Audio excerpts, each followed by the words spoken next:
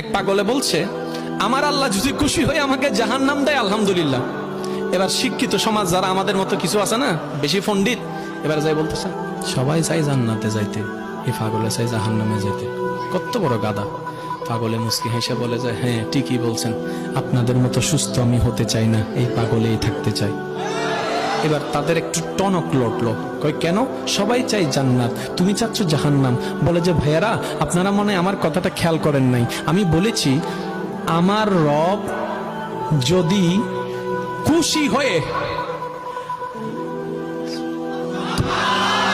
আমার রব যদি খুশি হয়ে আমাকে জাহান্নাম দেয়, আমি সেটাও নিতে রাজি। বলে যে এখনো বুঝলাম না। পাগল বলে জ্ঞান দিয়ে রবের বিষয় বোঝা যায় না, দিল দিয়ে বুঝতে হয়। আরে শুনো, রব যখন খুশি হয়ে যাবে জাহান্নামটা জান্নাত হয়ে যাবে, রব যখন নারাজ হয়ে যাবে জান্নাতটা জাহান্নাম হয়ে যাবে।